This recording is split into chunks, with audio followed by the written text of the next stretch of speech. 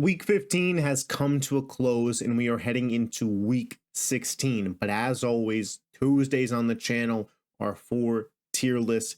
Is this my second time recording this video? Because the first time I did not realize I didn't hit record. That's for you to figure out. Let's get into the tier list.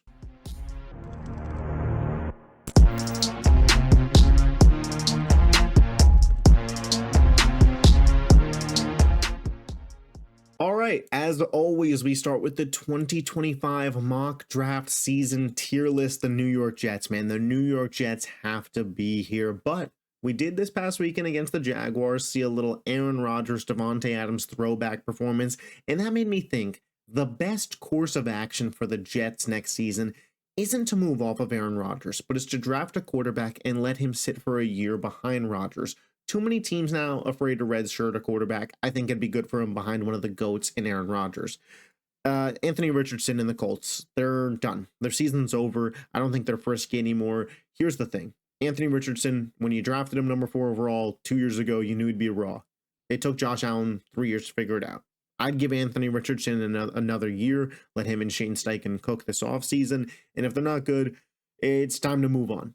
But for the moment, I'd give him another run. The Miami Dolphins, this is exactly who I thought this team was. The second they play a good defense and good competition, they crumble. Tua, 3 picks, their season virtually over. Mike McDaniel, 3-15 all time against teams with a winning record. Horrendous stat, by the way, but that's just who the Dolphins are, man. Tua and Mike McDaniel, I think they're similar versions of themselves in their respective positions. Quarterbacks and head coaches, both overrated, both probably middle of the pack. The Las Vegas Raiders. Listen, if you're going to be a bad team, this is where you want to be. Number 1 overall pick territory. You want to decide your fate. It's probably good that they didn't beat the Falcons. Shador, Cam Ward, Travis Hunter. I don't know who you want, but it's up to you. That's an exciting thing for your fan base. The Cleveland Browns. Speaking of unexciting things for your fan base, they're probably not going to have a high enough pick to get a good quarterback, but you can't roll Deshaun Watson out there next year. Do you start DTR these last 3 games, and if he shows a little juice and a little life, just kind of throw him out there next year? Are you the team that gets Sam Darnold, but you're paying Deshaun? It's really a mess in Cleveland, huh? Yikes. Sorry about that, Browns fans. The Jaguars. Their season's over. Mac Jones is playing decent. Obviously, it's on to next year. What pick do you have? Who do you bring in to join this team? Who's the head coach? And can him and Trevor Lawrence figure it out? Because if not, that contract is looking pretty freaking yikes. The Tennessee Titans, Will Levis, not the guy. Not the guy. 3 interceptions and getting benched is one thing. 3 interceptions and getting benched versus the Bengals defense, which is probably the worst in the NFL. That's another thing. He's not the guy. Unequivocally, we know it now. Not the guy. The New England Patriots, I think they have their guy, Drake May. Been absolutely balling out since he's been starting, and that's what you love to see if you're a Patriots fan. Wins and losses at this point doesn't really matter for you. I've seen some people talking about Gerard Mayo on the hot seat. Guys, Robert Kraft handpicked this guy to be the next head coach of his team. This roster wasn't ready to compete. He's not moving off of this guy off of 1 season. That would be ludicrous.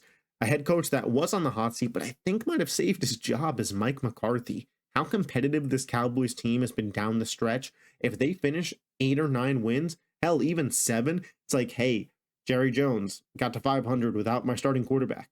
How many head coaches could do that? And it's like, well, you know, I am 80 billion years old. I could see keeping you around. I don't really love change. The 49ers. The question is, do you pay Brock Purdy this offseason? My answer is no. My answer is you let him see for another year. You have another year. 2 years ago, with the Avengers cast of weapons, gets you to a Super Bowl. This year, with some of the worst injury luck I've seen of a team, misses the playoffs and is going to be 4th in the division. Could we get a median season? Somewhere in the middle, and see what Brock Purdy does with that? If so, let's pay him. But this offseason, no way I could hand a guy who just missed the playoffs and doesn't have an amazing extensive track record through college and high school, even, of being one of the best guys at his position, $60 million. Couldn't see it. Couldn't do it, especially after how bad the Tua and Trevor Lawrence deals have turned out. You don't want to be those teams. Shanahan's shown an ability to win with any quarterback. If you got to move on after a year, you got to move on. The Saints, Jake Hayner's their quarterback. That's about it. That's about where I'm at on the Saints. The New York Giants, again, bright future. I like Neighbors. I like the defensive line. I like Dayball. Got to get the right quarterback in there. Does it happen this offseason? That is the big question for Giants fans at this point. The Carolina Panthers, Bryce Young has been impressive. I want to see another year him and Canales, kind of a regression week back to the median with what we saw versus Dallas, but I still believe in Bryce Young. He's made some really, really good plays in the second half of this season. I think he deserves a full run. And the Bears, man, Caleb Williams has been better. His pocket navigation and his, play extending has been really, really good. Got to see a new culture setting coach in there. Got to see a guy that's going to shake up that snow globe and get this team fired up. 0-7 on the road this year. Weak mentality teams can't win on the road. The Chicago Bears are a mentally weak team. We move into the Frisky tier, and I can't believe it, I'm moving the Bengals up. Listen, Joe Burrow, Jamar Chase, T. Higgins might be the best offensive trio in football, but they have a horrendous defense. The thing is, they need to win out, and they need the Broncos to lose out for them to get into the playoffs. Shockingly, I think it's on the board. The Broncos play a Thursday night football game, divisional game versus the Chargers. Then they play the Bengals. Huge Week 17 game. Week 18, the Broncos play the Chiefs. That is a game that I had previously anticipated the Chiefs resting starters. But now with the Mahomes ankle sprain, it's possible they might need that game if they are going to compete to, not have, to have the 1 seed, excuse me. So I'm putting the Bengals back in Frisky, man. The Falcons, they only get to be here because technically they're not eliminated from the playoffs. This is the worst team that's not in the 2025 mock draft season tier. They honestly are worse than teams that are in this tier. They survived Desmond Ridder. Enough said at that point. The Arizona Cardinals, listen, 7-7. They got a game versus the Rams in week 17. Kyler Murray, when he's on, he's on. When he's not, he's not. But they were good against the Patriots. I think that they have a little bit of life. The defense has improved. James Conner looked really good. Marvin Harrison, though, we got to talk about this.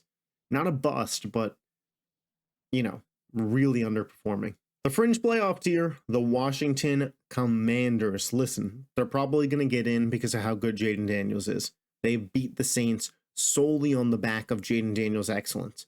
But at the end of the day, they beat the Saints only on the back of Jaden Daniels' excellence. The offense has hit a little bit of a bump, you could say. The Kingsbury offense usually has this happen. The Commanders, I don't see them winning a playoff game if they get in. They have 9 wins with 3 weeks to go. They're probably going to get in. Seattle, 8-6 with 3 weeks to go, but what's the status of Geno Smith? If he's out for the rest of the year, let's just move him down here at this point. But if he comes back, they certainly have the defense and some weapons to really succeed. JSN's been really, really solid. Ken Walker should be back, but with Sam Howell, that guy is just a sack and a fumble or a sack and a turnover waiting to happen. They need Geno Smith bad. The playoff team tier, we're starting, of course, with the Houston Texans, who have just lived in this tier for the last 2-3 months at this point. But again, I'm tired of the narrative that the Houston Texans are going to be one and done in the playoffs. They have a defense that leads the NFL in sacks. They have a top 10 quarterback in CJ Stroud and a great head coach in DeMeco Ryans. Now, the offensive coordinator, Bobby Slovic, may be overrated from where he was last year because the Texans offense, I had a close eye on that game, and it's just halfback dive, 3rd down and 8. CJ, can he make something happen? No, I guess we'll rely on the defense.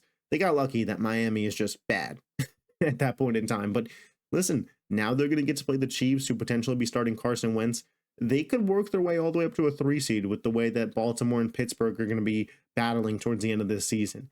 The Houston Texans, listen, they're a playoff team. They clinched the AFC South this past weekend. They have a bright future. But with a top 10 quarterback, a top 10 head coach, and a defense that has a top 3 corner in football and a really good defensive line, they could upset a team in the playoffs. Or not even upset. I don't even now, you guys got me falling into it. The Chargers, listen, the Chargers have kind of hit a ceiling as to where they are.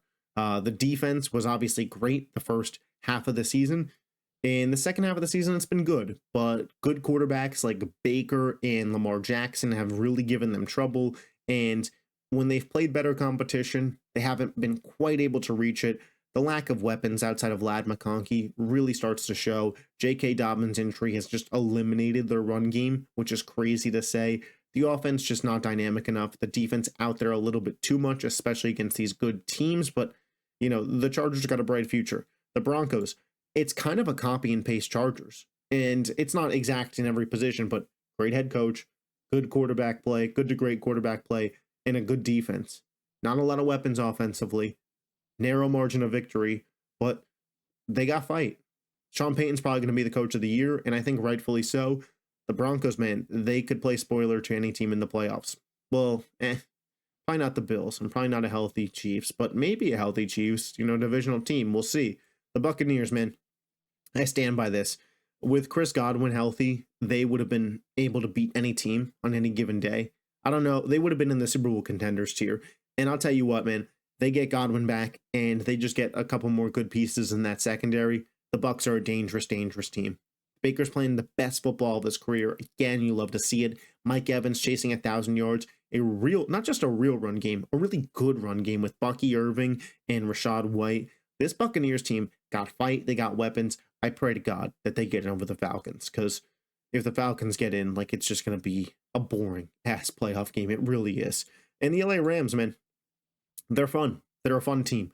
And I mentioned this last week, but when everybody's healthy, they are our top 5 offense. I think so. With McVay, Stafford, Puka, Cooper Kupp, Kyron Williams, they got pieces. They got a fun defensive line with Jared Verse, Braden Fisk, the FSU guys, a secondary that's coming along. But in an NFC, man, you could argue Stafford's the best quarterback. You could argue McVay's the best head coach. And when you have that duo, I think you're eligible to go on a run in the playoffs. I truthfully do. This team started 1-4. They're now 8-6. And they're now in first in their division. Super Bowl contenders tier, we start with the Baltimore Ravens. Listen, the win over the Giants didn't do much for me. Yes, they dominated. And yes, Lamar is having his best season as a passer. He's even improved from where he was last year. More touchdown passes than incompletions versus the Giants, I'm pretty sure. But at the end of the day, it's the Giants. I'm really excited to see them play the Pittsburgh Steelers this upcoming Saturday, because if they win that game, oh man, this race for the AFC North gets a whole lot more interesting down the stretch. The Steelers lost to the Eagles. Here's what I'll say. No George Pickens against the best coverage secondary in football, or the best coverage defense, I should say, in football, in my opinion. Not a recipe for success. The Steelers' path to a Super Bowl is a very narrow line. It is the 2012 Ravens, dominant defensively with the best defensive player in the league and a quarterback that isn't afraid to chuck it down the field, and some guys that can make some big plays in a real run game. That's what the Steelers got. They can go on a 2012 Ravens-esque run. Am I betting it to happen? No. But is that pathway there? Abso-freaking-lutely. The Detroit Lions, man, it's all the injuries. It's all the injuries. It's not just the loss to Buffalo. It is David Montgomery now done for the year. Aleem McNeil now done for the year. Carlton Davis now done for the year. Aiden Hutchinson probably done for the year. They got 15 defensive players on season-ending IR, it feels like. The injury bug fucked the Detroit Lions. That's just the truth of what happened here. And I don't have faith in that defense to hold up over the course of 3 or 4 playoff games against top-tier offenses. I really don't. We'll see how they hold up at the end of the season. The team's got grit. You love Campbell. His coaching decisions, I question them sometimes, but the team's got grit. They got fight. And maybe they hold on to that 1 seed, and they really need to. Because without it, I virtually give them 0 shot to go to the Super Bowl and win that thing.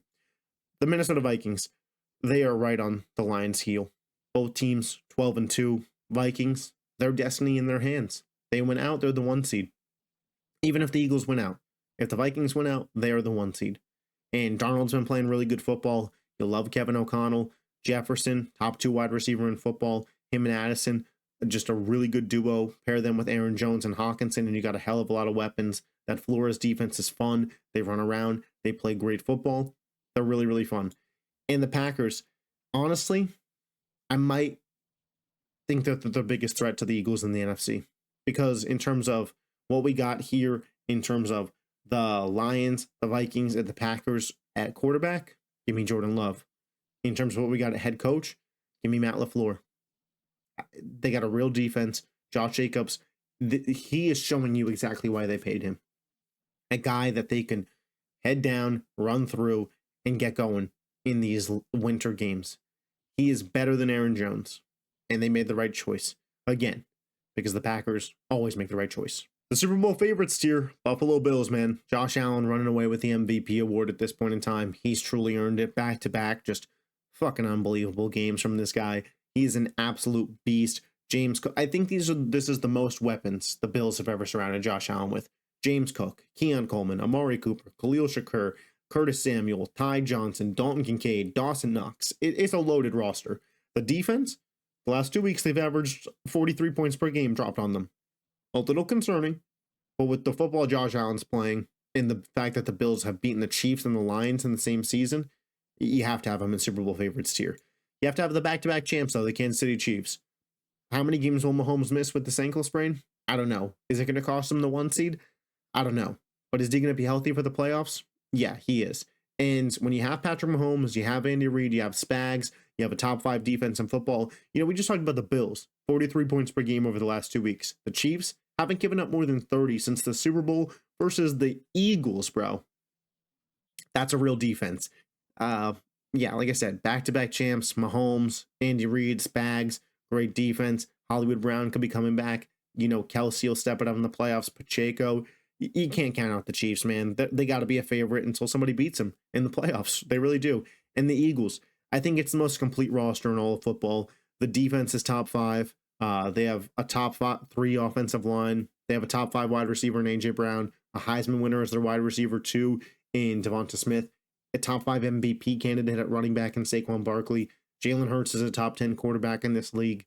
Like, they are good to excellent everywhere. Good to excellent everywhere. And when you have that, you are the most complete team in the NFL. And the NFC North kind of eating each other alive right now. Philly's going to be a 14, 15-win team. And the NFC playoffs might go through the link. And if so, the Eagles' path to the Super Bowl looks pretty clear. But as always, those are just my thoughts. Let me know yours in the comment section down below. I'm a huge fan of this tier list. I think it's perfect. So let me know what you think I got wrong. Let me know what I got right. Talk to me about your favorite team. If you love the NFL and you're not subscribed to the channel, hit that button. I'll catch you next time. Peace.